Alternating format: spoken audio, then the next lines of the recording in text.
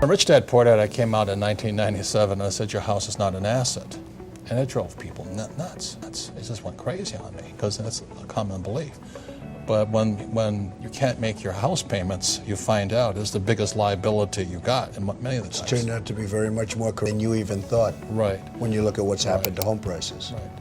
And Donald and I love real estate. I love real estate. I think it's the best thing going, better than sliced bread.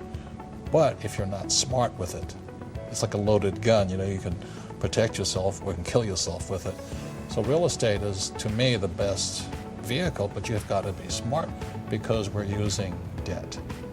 And debt is a two-edged sword out there. So you use debt, I use debt, but the more debt you use, actually you have to be smarter. So you can use debt to get richer. You can also use debt to wipe you out. So that's why, you know, I continue on saying we need financial education.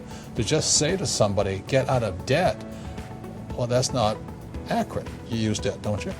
Debt is a great thing, and to be big and to be very successful, debt is a very useful weapon. But you have to be very careful. That's correct. So the other thing with when people say live below your means, you don't like to live below your means, do you? No. And I think when you say to somebody, live below your means, you wipe their spirit out. It's like saying somebody, if you want to lose weight, go on a starvation diet. It doesn't make you healthier to starve yourself. So I would rather get financially educated. That's why I read your books, because this is my greatest asset. I want to feed my brain so that I can expand my means without getting into excessive debt or where I start to lose. Because debt, like I say, is a two-edged sword.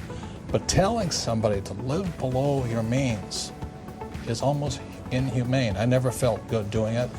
I wanted to strive to do better every day. I want to do better every day. I liked a good life. Like I tell the story of taxiing underneath your jet. You know, I was in my jet, but it was a little Learjet. And I look up and there's a 727 and I taxi under it. I said, holy mackerel. You know, it's big boys and their toys, but nonetheless, it inspired me. I said, okay, I'm in a Learjet now. It's time to step up. And it doesn't mean the jet will make me happier. What makes me happier is the wanting to get better, to get smarter, to do better. Well, I have a friend who was not successful at all, but was really up and coming. And he had a thing. He would only fly first class. I'm not saying do this because for somebody it won't work, but he needed that mentally. Right. He wanted to fly first class because mentally he wanted to think he was the best and that's it. And even though he didn't have much money at the time, this is years ago, he would always fly. I used to criticize him, but it put him in a good state of mind and he became a very, very successful guy. Yes. Very, very successful. Yes. And I've always remembered that. He would never fly coach. He would always fly first class even though he didn't have the means to fly. So look, it's complicated, but whatever it takes to train that. Whatever makes you feel better about yourself, stronger, more confident, to want to do better. And I think really that's the issue. And we're at the stage of our lives right now, to ask for more is not really it, but to do better, to feel better about ourselves is still important. It is very important. So that's why I don't like saying live below your means and scrimp and all that, because shopping is fun. Nice houses are fun. At the same time, you have to be very careful. Yes, but you have to be responsible about Correct. it. Like, when you invited us up to your little duplex up here, whatever they call it, we walked up there, and I've never seen a two-story, entire floor home in New York City. And my wife Kim says, I didn't really want to live in a condo, but she says, Mr. Trump's house will do. And it is spectacular. You know what I mean? And it's... I don't need that, right? Yes, I don't need that. If I had one nice bedroom with a good television set and a nice bed, and you don't really need that. But it was in a building I built, and it was there for the taking, so I figured I might as well do it. And what have I done? Instead of selling the equivalent of 12 or 13 units, I kept them. And by keeping them, I have them. I didn't sell them. and that's okay. And it's become, a very valuable place.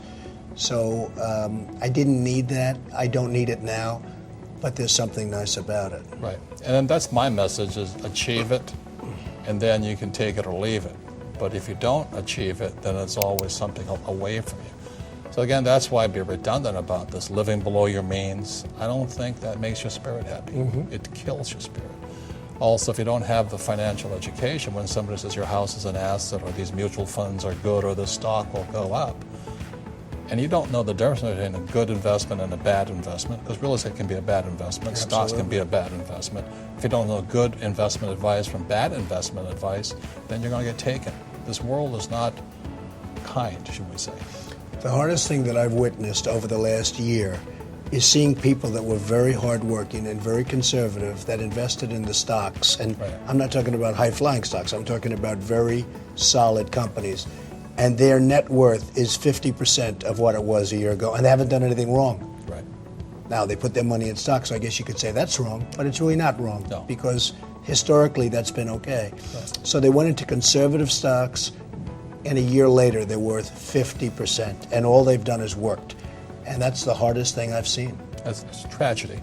The thing that I want to say is this: you can invest in gold and lose money. You can invest in real estate and lose money. You can lose stocks and lose money. You can invest in oil and lose money. You can also make a lot of money in all those things. So really the reason we get together is because your financial intelligence, your financial IQ makes something valuable or not valuable. Like I said, you have to know a good investment from a bad investment, good advice from bad advice.